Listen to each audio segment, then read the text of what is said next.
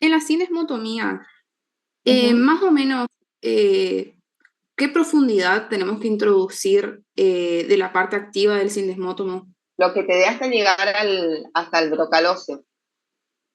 Ah, bien, perfecto. Serían capaz 5 milímetros, depende. Si vos tenés una pieza dentaria con, ¿cómo es? Con periodontitis, donde tenés un poquito más arriba el hueso, tenés que ir hasta donde te dé el hueso. Claro, un poco más. ¿Ves? Bien, perfecto. Muchas gracias. No, no.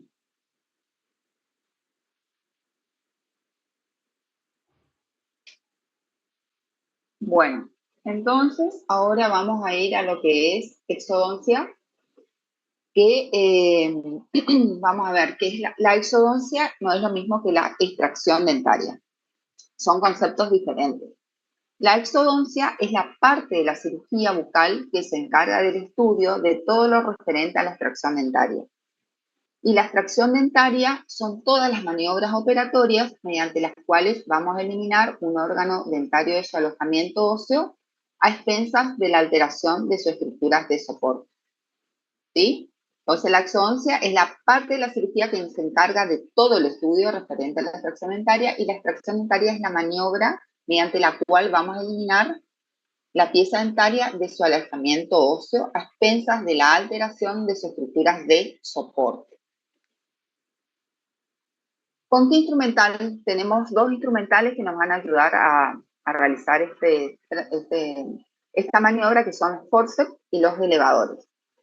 Los forceps son instrumentos que se van a basar en principios de física, toman a la pieza dentaria y con movimientos particulares va a eliminar de su alejamiento óseo a expensas de la alteración de su estructura de soporte, y actúa como una palanca de segundo género. Acá está, esto es un forceps. Las partes constitutivas tienen una parte, un bocado o parte activa, unidos por una charnela o tornillo a una parte pasiva o mango. La parte pasiva o mango presenta estriaciones para que tengan un mejor agarre. Tiene dos caras, dos bordes y dos extremos. Un extremo libre, que es este, y otro extremo que se va a unir a la charnela o tornillo con la parte activa.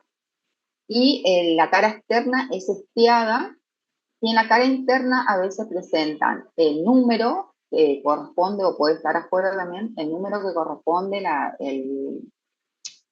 industria que lo fabrica, etc.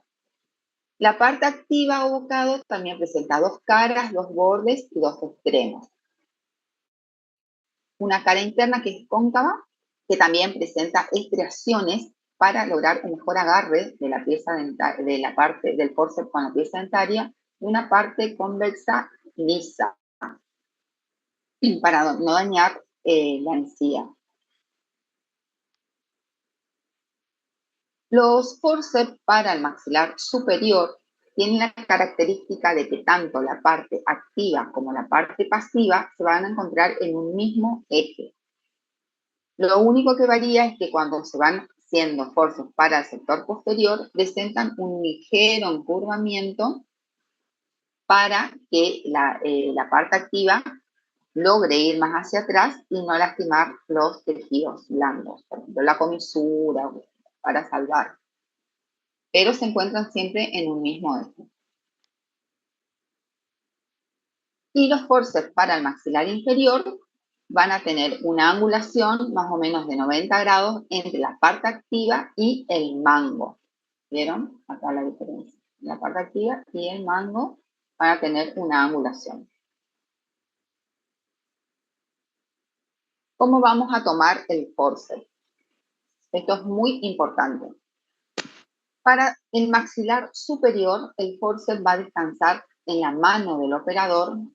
El dedo pulgar se coloca debajo de la articulación o charnela, actuando de tutor, y así va a ubicarse en la pieza dentaria correspondiente. Nosotros abrimos la palma de la mano, colocamos el forceps y así llevamos a la boca del paciente. ¿Sí? No damos la vuelta a la palma siempre va para abajo. Entonces, colocamos el forceps, cerramos, tomamos con los dedos y ahí va a la boca del paciente. Y para el maxilar inferior también es la toma palmar, pero vamos a cerrar los 4 dedos sobre el borde inferior, digamos, y el pulgar es el que regula la fuerza entre ambas ramas. Los forceps que vamos a utilizar en el maxilar superior tenemos el número 2, que es para incisivos y caninos, el 7, que es para premolares superiores, vieron que la parte activa es como que ya se va haciendo un poco más robusta. Tenemos forceps para molares derechos, el número 17, para molares izquierdos, el número 18, para terceros molares el 67 y para restos radiculares el 51 y el 51A. Como ustedes pueden ver, para restos radiculares la parte activa es mucho más fina y la diferencia que tenemos acá para forceps es tenemos dos forceps diferentes de acuerdo al molar que nosotros vamos a extraer. ¿De qué varía esto? ¿En qué varía esto? Es que tiene las dos partes activas diferentes. La parte activa que va a ir hacia la cara palatina es roma, digamos, es angulada, y la parte activa que va a ir hacia vestibular tiene forma de techo de rancho o a dos agujas, es así como una puntita. ¿Por qué? Porque ahí vamos a tener la furcación de las raíces, entonces para que esa muesca que tiene calce bien en la furcación de las raíces y logramos un buen agarre. Por eso tenemos dos diferentes, porque es el que es el 18, si colocamos en los molares derechos, va a quedar la parte activa en palatino y viceversa. O sea que eso tienen que tener cuidado cuando piden el forceps de acuerdo al molar que ustedes van a sacar.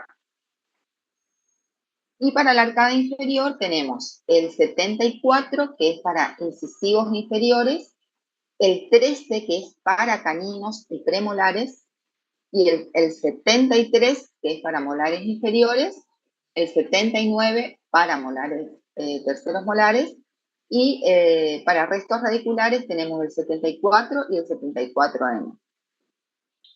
El forceps para molares inferiores acaba a variar, ya que las dos partes activas van a tener forma de techo de rancho. ¿Por qué? Porque los molares inferiores son birradiculares, es decir, que se van a adaptar tanto en la parte vestibular como en la parte lingual en la furcación de las raíces.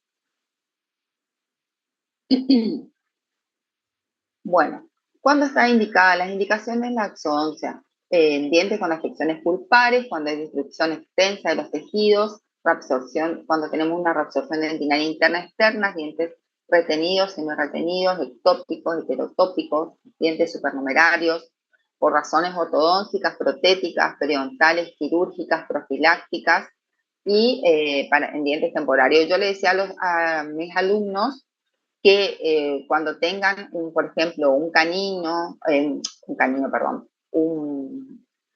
generalmente por razones ortodónticas están indicadas las extracciones de los premolares, de los primeros premolares, que son sanos, o si el paciente tiene una sola pieza dentaria en la arcada y se va a realizar una prótesis, tienen que traer la indicación escrita. Entonces abrochan a la historia clínica, porque no se permite sacar dientes sanos, salvo que tengan una periodontitis grado 3 o grado 4. Entonces, piden al odontólogo que le haga las razones ortodónticas o periodontales o protésicas, y eso va abrochada a la historia clínica. Profe, ¿qué es ectópico y heterotópico? Dientes ectópicos y heterotópicos son los dientes que nos salen ustedes van a sacar piezas dentarias normalmente implantadas y en sus lugares, o normalmente ubicadas, digamos. Los dientes ectópicos y heterotópicos son aquellas piezas dentarias que no están ubicadas normalmente en la arcada. Los ectópicos son aquellos que salen en otros lugares. Y los heterotópicos son aquellos que están vestibularizados o lingualizados o palatinizados. ¿Entiendes? Más o menos. Que no están en la misma arcada, o sea, están rotados hacia adentro, hacia afuera, los caninos, por ejemplo, que salen por vestibular, esos son dientes heterotópicos. ¿Y ectópicos? Y ectópicos son cuando están en otro lado de la arcada, por ejemplo, un tercero que está en otra posición, un canino que está retenido en una posición ectópica, por ejemplo, no está en el lugar del canino, por ejemplo, está cerca del borde basilar o cerca de la línea media. ¿Se entiende? Más lejos todavía. Claro, más lejos, no ocupa su lugar habitual en la arcada. En cambio, los heterotópicos están en su lugar, pero están o vestibularizados, o lingualizados, o rotados. ¿Se entiende? Sí. Gracias. Bueno. ¿Cuáles son los tiempos de la exodoncia con forceps? Esto es muy importante, ¿eh? Lo habrán explicado los docentes, pero por eso vamos a reforzar. En el primer tiempo es la prehensión de la pieza dentaria o aplicación del forceps. Luego tenemos un segundo tiempo, que es la luxación o la desarticulación, y un tercer tiempo, que es la tracción. El primer tiempo, que es la prehensión, tenemos ciertos requisitos que ustedes tienen que cumplir. La primera es colocar el forceps en forma suave y lenta y ambos bocados a la vez. Siempre en cemento útil. ¿Qué quiere decir cemento útil? Libre de caries. Que esté sano, ¿sí? Nunca en esmalte. Lo más apical posible para disminuir el brazo de palanca. Es decir, que tenemos que colocar bien arriba o bien abajo, de acuerdo al maxilar con el que están trabajando, bien cerca del brocal óseo. La pieza dentaria y el forceps deben estar en un mismo eje. Por ejemplo, ustedes van a hacer, como ya les digo, siempre en dientes normalmente implantados.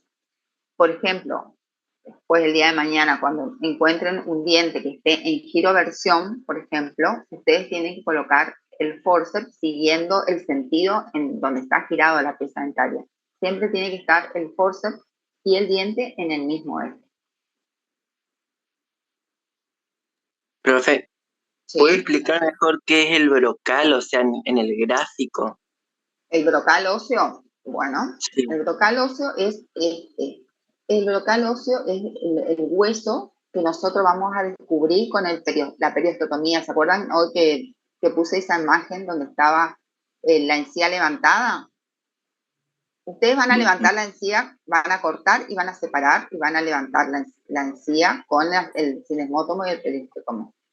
Ahí van a ver que el diente, van a ver la corona del diente y un principio de la raíz, digamos. Que eso va a estar cubierto por un hueso. A ese hueso que recubre toda la pieza dentaria se llama brocal óseo alveolar. Es donde comenzaría la raíz a meterse dentro del hueso, ¿me entienden? Sí. Bueno, hasta ahí tiene que llegar el forceps. O sea, que si tenemos un diente con una periodontitis que está 2/3 de la raíz expuesta, nosotros tenemos que llegar bien hasta abajo, hasta donde comienza el hueso, no arriba, ¿entienden? Bien hasta abajo. ¿Entienden? Vamos a ver ahora si hay un dibujo.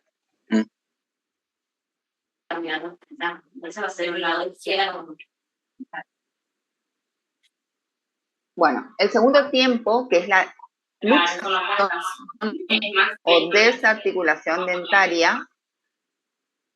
Brisa, ¿tenés abierto tu micrófono? Por favor, si podés cerrar.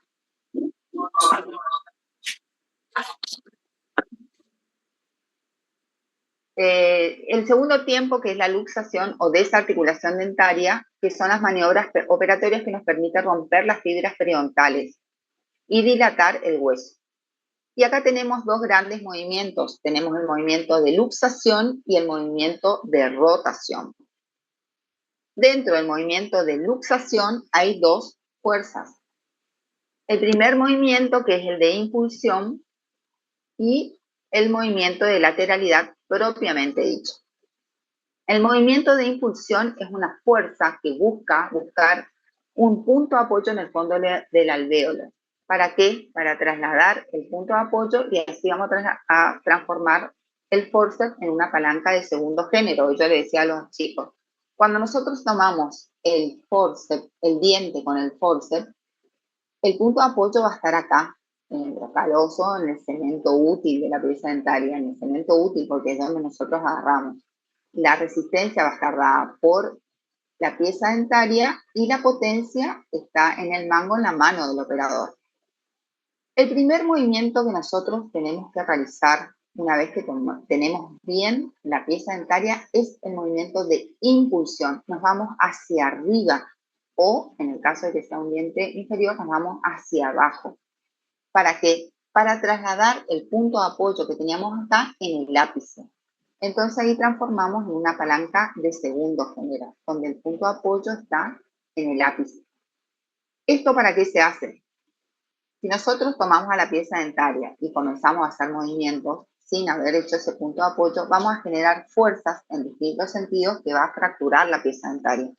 En cambio, si nosotros tenemos un punto de apoyo sobre el cual después nos comenzamos a mover, no vamos a fracturar la pieza dentaria y vamos a lograr dilatar el hueso y extraer la pieza dentaria.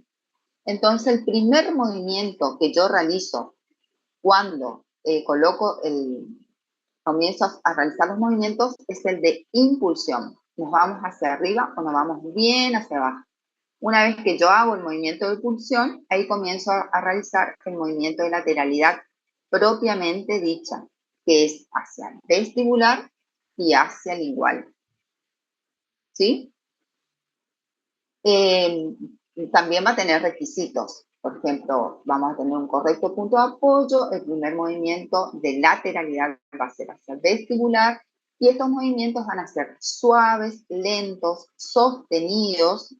Vamos a sujetar la tabla con los otros dedos, de esa manera nosotros vamos a ir controlando las fuerzas que hacemos, siempre en un mismo plano y los movimientos en forma creciente. Si nosotros hacemos el movimiento de impulsión, vamos hacia vestibular, vamos hacia lingual y siempre hacemos este mismo movimiento, nos vamos a producir la luxación de la pieza dentaria.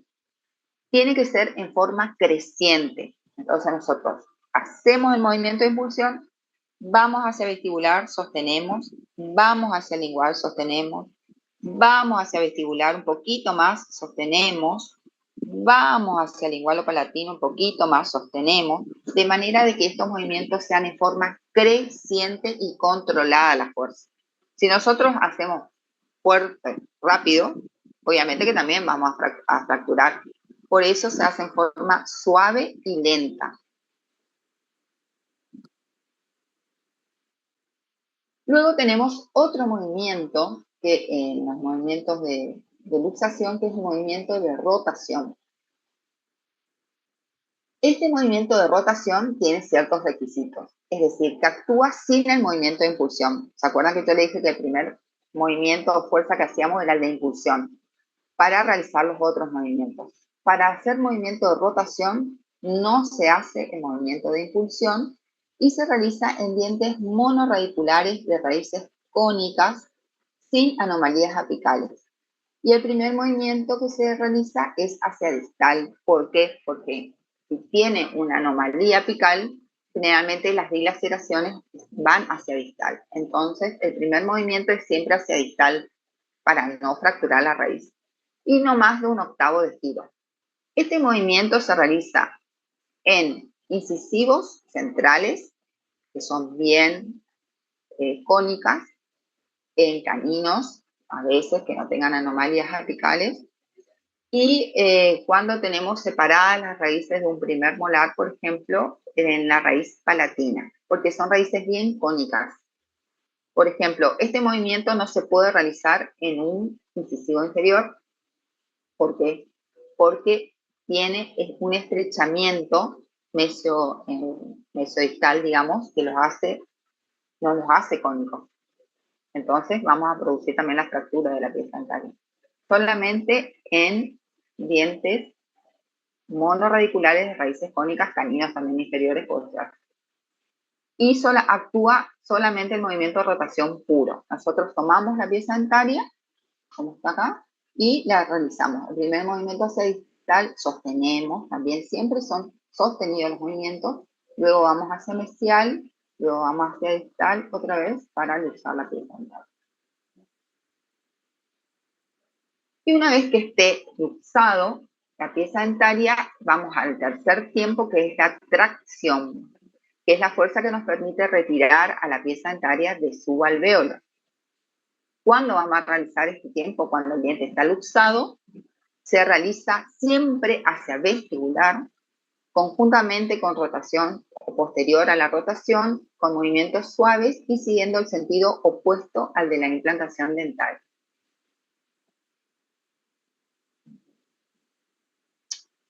Bueno, eso también, no sé si vieron en el taller que tienen que retomar para ver cómo van a colocar la posición de las manos del operador. Acá tenemos, por ejemplo, en incisivos y en caninos, que el índice va por vestibular, el pulgar va por palatinos, los otros apoyan la cara. Para premolares superiores se va a utilizar el forceps número 7 y también depende del lado, si es del lado derecho del paciente, vamos a rotar un poquito el brazo y vamos a sostener las tablas, el dedo pulgar por vestibular y el índice por palatino. Creo que eso ya vieron, pero tienen que recordar. Acá se ve bien la parte activa de los forceps paramolares, la parte que va hacia palatino, que es bien recta, digamos, y la parte que va hacia vestibular, que tiene forma de techo de rancho, que se amolda a la curvación de las raíces. Este es por palatino y este es por vestibular, que va bien en medio de las raíces mesial y distal. Este es un forceps para terceros molares. Vieron que tiene una bien forma de S itálica. ¿Para qué? Para que llegue bien a la parte posterior de la arcada y no lastime la comisura. ¿Vieron? Bien forma de S itálica tiene. Para caninos y premolares inferiores, ahí también va ya sea del lado derecho o del lado izquierdo, la toma de las tablas es diferente. Si es del lado izquierdo del paciente, va a ir el índice por vestibular, el medio va a ir por lingual y el pulgar sostiene el borde basilar. Y si es del otro lado, el pulgar va a ir hacia el lingual, el índice va a ir hacia el vestibular y los otros sostienen el borde. Eso tienen que practicar y fijarse, porque es muy importante cuando colocan el forceps, sostener las tablas. Para terceros molares inferiores, el 79. ¿Sí? ¿Alguna pregunta?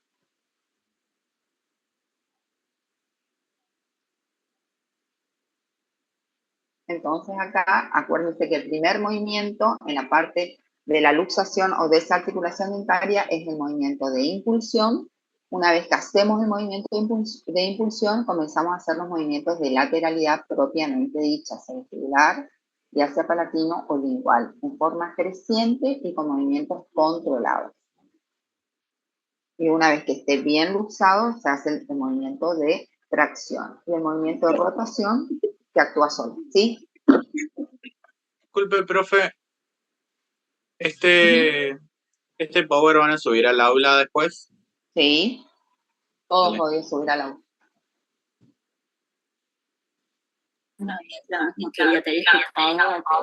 ¿Alguna duda? La técnica con elevadores vamos a ver más adelante.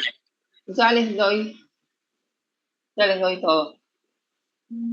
Acá están la bibliografía, Calle Escoda, Navarro Vila, Donado, los que puedan, si quieren profundizar un poquito más.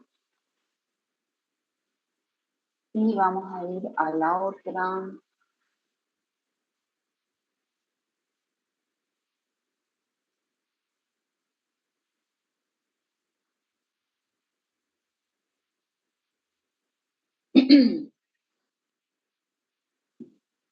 Al otro tema, entonces, que dijimos que la extracción dentaria podíamos realizar con dos instrumentos que son los forceps o los elevadores, también llamados botadores.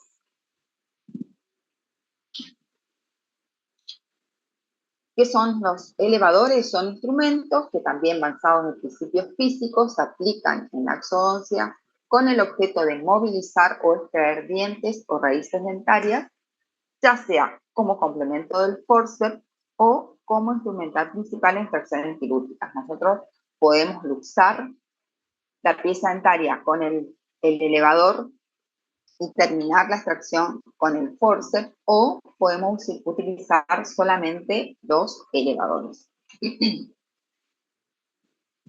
Bueno, acá tenemos un elevador que consta también de 3 partes. La parte activa o hoja, la parte intermedia que se llama cuello o tallo, que va a unir a la parte pasiva o mango o empuñadura.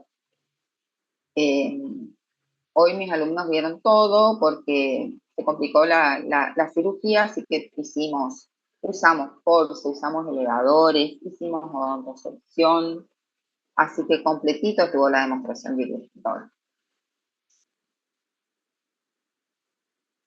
Bueno, el mango o empuñadura es adaptable a la mano del operador, tiene distintas formas y modelos, y el tallo puede estar con respecto a la parte activa en 2 formas. En una misma línea, o con que son los elevadores rectos,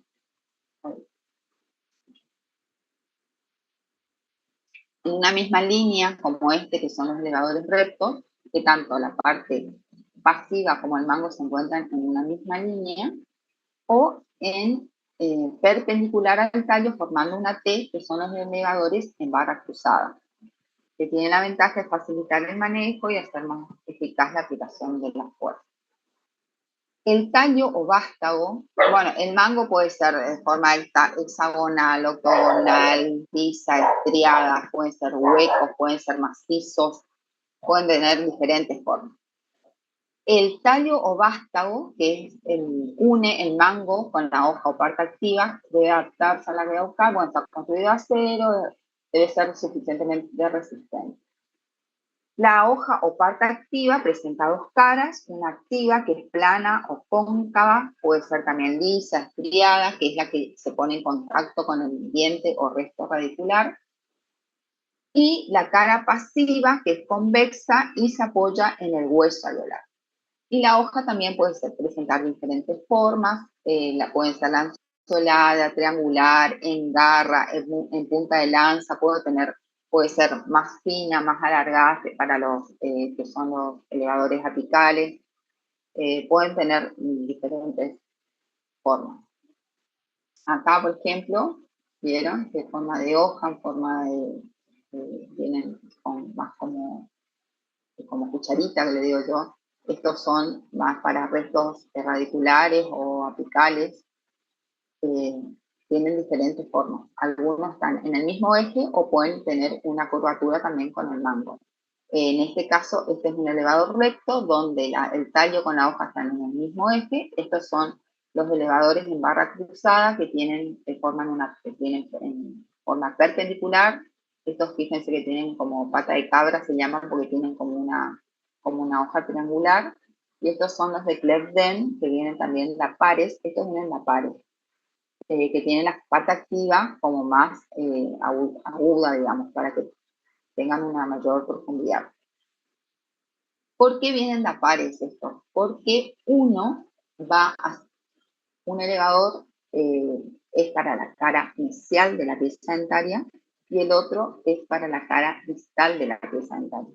Porque si nosotros colocamos el mesial en la parte distal, digamos, es medio complicado, va a mirar hacia el diente vecino. Entonces, estos siempre vienen lapares porque es para la raíz mesial, para la cara mesial o para la raíz distal del mismo diente. Estos tenemos acá otra vez los elevadores de Winter, que tienen los 11 y los 14. Los 14 son como más para ya fracturas del tercio medio o del tercio inferior, porque la pata activa es como más aguda, y esto es para dientes enteros. Los elevadores apicales, y estos también se utilizan para dientes enteros o para dientes con fracturas.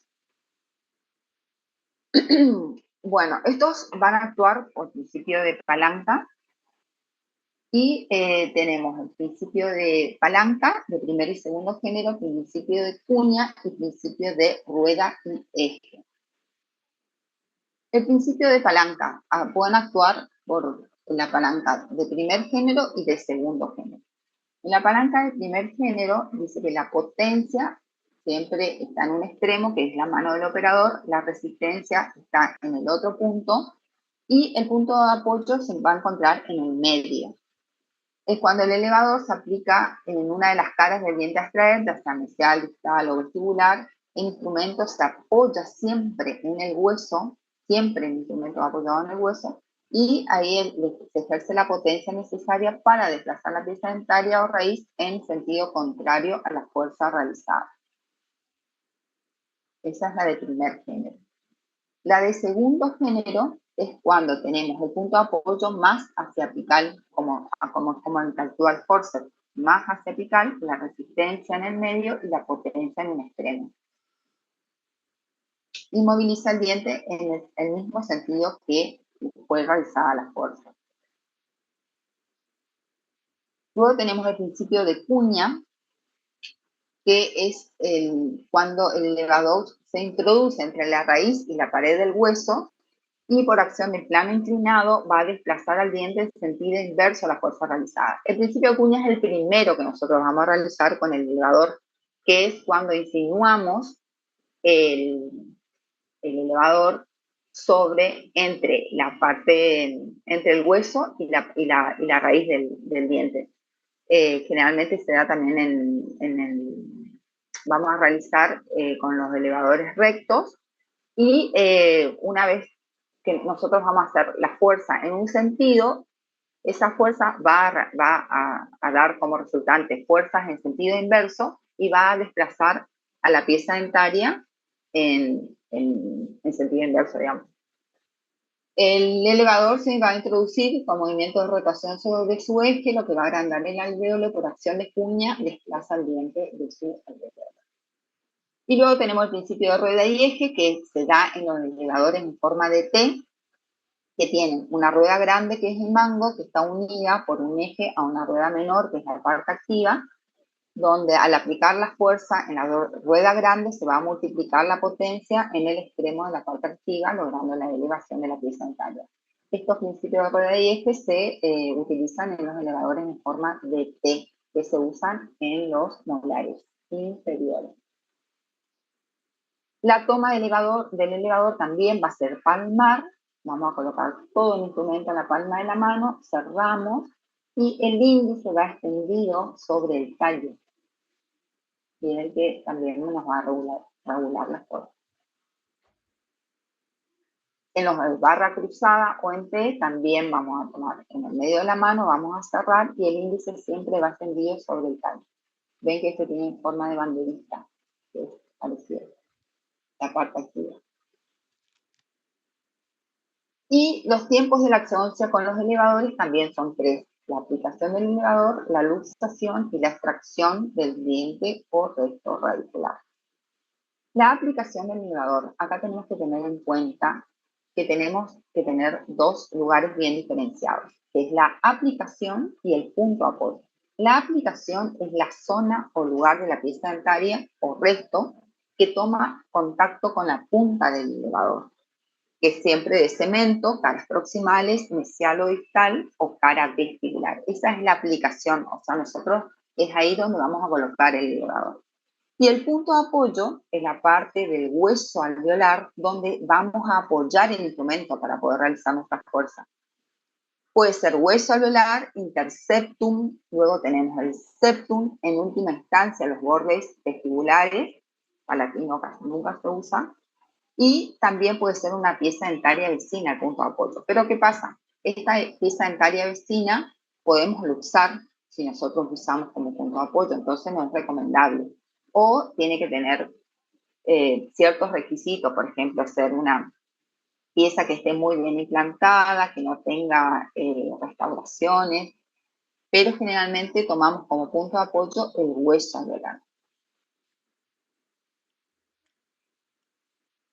El tiempo de luxación, vamos a aplicar primero el principio de cuña, que es el que dijimos que el primero para introducir el elevador, 1 o 2 milímetros. Una vez que nosotros introducimos bien el elevador, ahí vamos a aplicar los movimientos de palanca. Con movimientos sucesivos de rotación, descenso, vamos a realizar la elevación de las raíces, que pueden extraerse con los elevadores apropiados o con los forceps, como decimos. Nos pueden ayudar para luxar o terminar la extracción con un forceps o directamente con el mismo elevador. Acá me falta una diapositiva, que es las normas para el uso de los elevadores que tenemos que tener.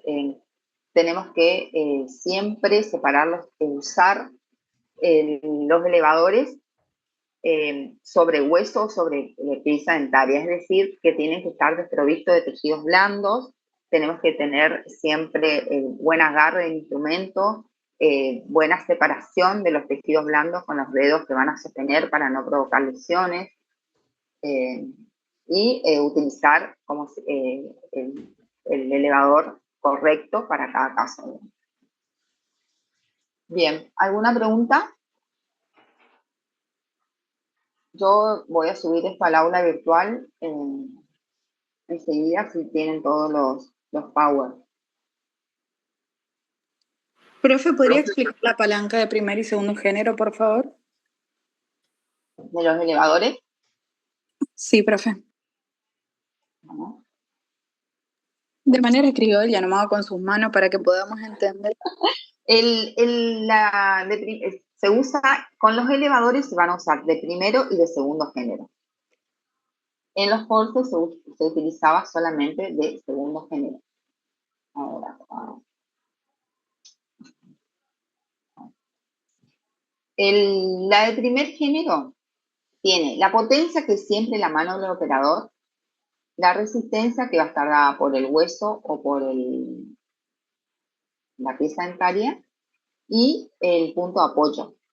En la del primer género, el punto de apoyo se encuentra en el medio de la potencia y de la resistencia. Y en el de segundo género, el punto de apoyo se encuentra en el extremo. O sea, que es cuando introducimos el elevador un poco más hacia apical. Sería como que nosotros usamos el de primer género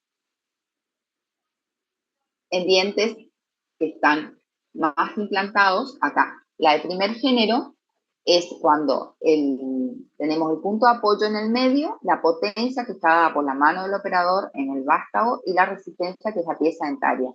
Esto, la de primer género, se podría decir que es cuando el diente está casi normalmente implantado. Y la de segundo género es cuando nosotros podemos introducir el elevador un poquito más hacia abajo, entonces el punto de apoyo lo tenemos en el extremo. La resistencia va a quedar en el medio y la potencia va a estar en el otro extremo. ¿Entienden? Esa nomás es la diferencia de dónde se encuentra el punto de apoyo. Profe, entonces el punto de apoyo estaría en la pieza dentaria, en la palanca de segundo género.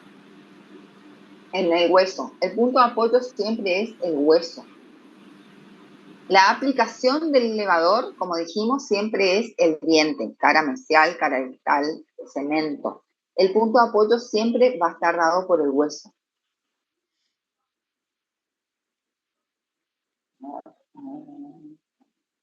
Acá. Para la aplicación del elevador tenemos que tener en cuenta dos cosas. Dijimos la aplicación y el punto de apoyo. La aplicación es el lugar que va a tomar contacto la parte activa con la pieza dentaria, ¿sí? Que puede ser cemento, caras proximales, mesial, distal o cara vestibular. Y el punto de apoyo es el hueso alveolar. Nosotros nos vamos a apoyar sobre el hueso para realizar la fuerza y así elevar la raíz o la pieza dentaria del alvéolo. Este hueso puede ser interseptum o septum, y en última instancia los bordes vestibulares o palatinos. ¿Para qué? Para no dañar o no romper ese hueso. ¿entiendes? Sí, profe. Entonces, solo si se nos complica con el forceps, ahí recién utilizamos los elevadores. Sí. Ujú. Bien. Ustedes acá Profe. tienen que enfocarse en usar los forceps. Profe, en Profe, una caso de pregunta. un elevador, Sí. ¿es el recto únicamente? ¿Cómo? En caso de utilizar un elevador, Ajá. únicamente el recto. Únicamente restos no, porque podés usar para luxar, por ejemplo, un molar que está muy, muy tomado, digamos.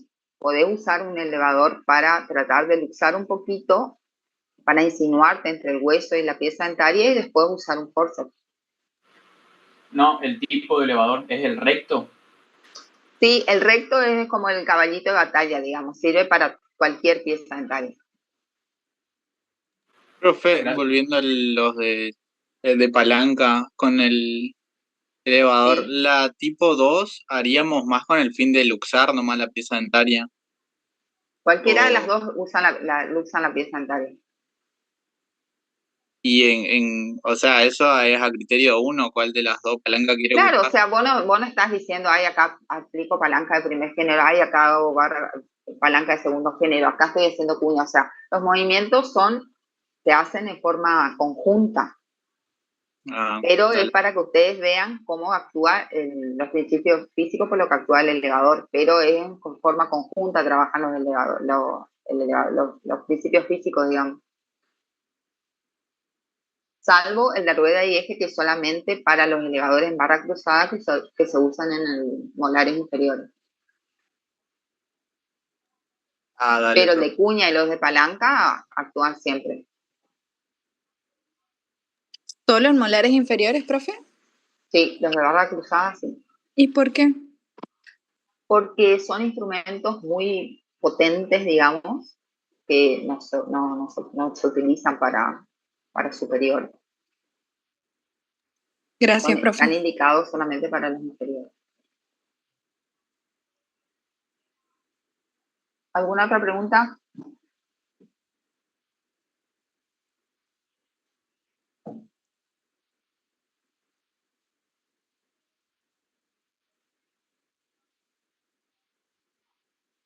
Acá también está la bibliografía.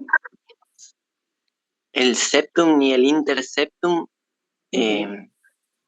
son el hueso que está interseptum es entre, Las o sea, raíces. si tiene y el septum es que Entre entre pieza alvéolos. dentaria.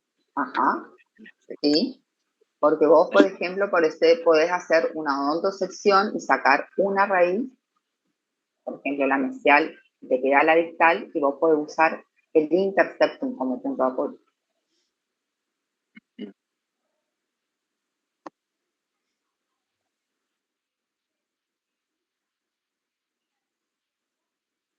¿Otra pregunta? No sé, se suelen romper todos esos al extraer los interseptum. Ah, sí, depende. Si la raíz está muy junta, por ejemplo, a veces sí, incluso hay algunas piezas dentarias que salen con el interseptum. Hoy no me quedó muy claro cuando cierra, se aprieta, digamos, no para adentro las tablas óseas, sin,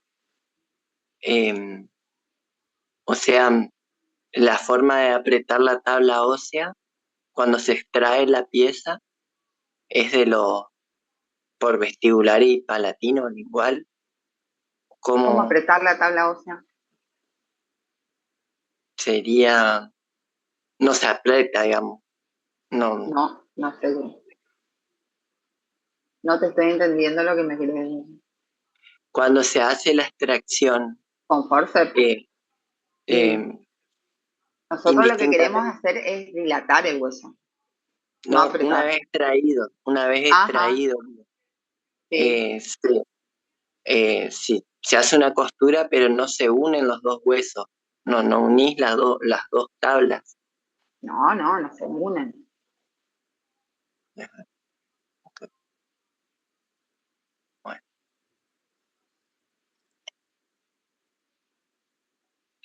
Gracias. Ahí hay dos teorías, digamos, o sea, no dos. Los que hacen, los implantólogos te dicen que no hay que hacer no hay que comprimir el hueso después de la extracción, porque si después el paciente se quiere hacer un implante, eso como que lo tienen que despegar. Eso es ¿entendés? Profe, ¿le puedo hacer una consulta? No me quedó muy claro lo del periostótomo. O sea, ¿lo usamos solo para separar la encía del hueso o es romper ligamentos periodontales? No.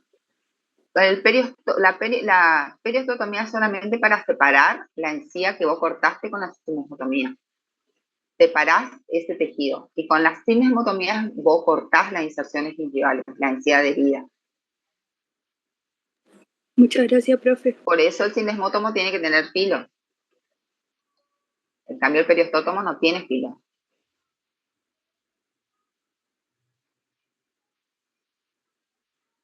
¿Alguna otra duda? Profe, yo tengo una pregunta. Sí. Vio que dependiendo la hoja del elevador, o sea, tenemos distintos, están los rectos, los acanalados, los que tienen como formita de bandera. ¿En qué caso usamos cada uno? Porque el recto usamos en la mayoría, ¿verdad? Y los demás, ¿cuándo usamos? El recto es el caballito de batalla. Y los otros depende de, por ejemplo, si tenés una fractura o viene una pieza dentaria a nivel cervical, por ejemplo, rota. Si es en el caso de los molares, ahí usás primero siempre el recto o podés usar los de Cleft-Dent, que son acodados, que tienen como una parte más fina, entonces podés introducir más en el fondo del alveolo para producir mejor la extracción de la pieza dentaria. Si tenés como una fractura a nivel del tercio cervical, usás los elevadores para cruzar esto, los de Cleft-Dent, estos.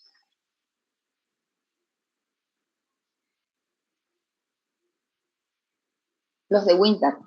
Los de Winter que tienen esta parte activa, que son tipo pata de cabra, se usan, se les dice, se pueden utilizar para fracturas a nivel del tercio cervical o piezas dentarias que se encuentren rotas a nivel cervical, digamos. Cuando vos ya tenés una fractura que vaya hacia la parte media o apical, ahí no te va a servir este instrumento. ¿Por qué? Porque la parte activa, una que es corta y otra que es muy grande. Entonces tenés que buscar un elevador que tenga, por ejemplo, como este, que tenga una parte activa más larga y fina. Eso de acuerdo a cada pieza dentaria. Vos vas viendo qué elevador es el que te va a dar más provecho, digamos. Claro, buenísimo, profe. Gracias. Igual en la facultad no es que hay mucho para elegir. Tenemos los rectos y los de Cleft-Dent. ¿Y nos conviene, profe, tener alguno más, aparte del recto? Y yo les dije a los chicos que traten de comprarse el Cleft-Dent, el recto, y puede ser también un apical, que tiene la parte un poquito más fina. ¿Otra pregunta? Pero que tengan en cuenta la parte activa, que no sea como una cuchara, que sea más plana, ¿no? Porque por ahí le venden unas que son tipo una cucharota. Esas no sirven. Bueno, profe, gracias. ¿No? Profe, ¿usted tiene idea si el lunes que viene ya tenemos que empezar a llevar pacientes nosotros? Sí. ¿La pueden llevarla? Bueno, gracias. Estudien todos, estudien técnica anestésica. Profe, pero el lunes hacemos solo la operación.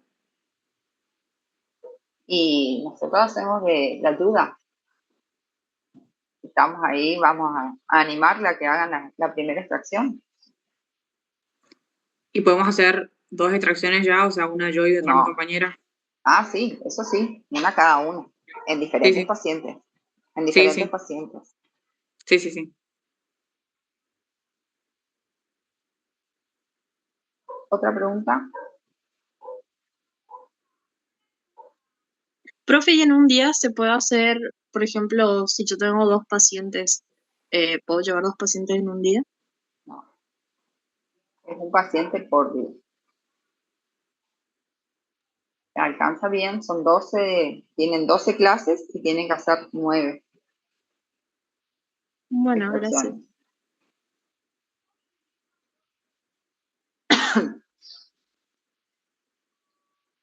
¿Otra duda? ¿No? No, profe. Bueno, entonces, Profe, ¿sí? perdón, le molesto. La fecha de los exámenes, ¿eso no van a subir en el Está todo aula? está en el aula. No, profe. ¿No está? No, no subieron nada. ¿Segura? Recién me fijé antes de la clase, profe, no había nada. No, no está en el aula, doctora. ¿No? No, para nada. No. No, eso no está en el aula, eso tengo que definir todavía con Secretaría Académica. Bueno, ahí se está contestando la doctora López. Y el miércoles recién voy a subir la fecha porque todavía no sé si vamos a cambiar de día. ¿Por qué? Por la cantidad de alumnos que son, no nos dan la carga horaria, así que vamos a ver cómo arreglamos. Bueno. Muy bien. Gracias. Estamos entonces, yo esto subo al aula virtual para que ustedes vayan viendo y vayan estudiando forceps. Bueno, nos vemos. Saludos, doctora. Chao, hasta luego. Profe. Gracias, Doc. Chao. ¿Cómo? Una consultita sobre el tema de las comisiones. ¿Me puedo hacer? ¿Ya están todas designadas las comisiones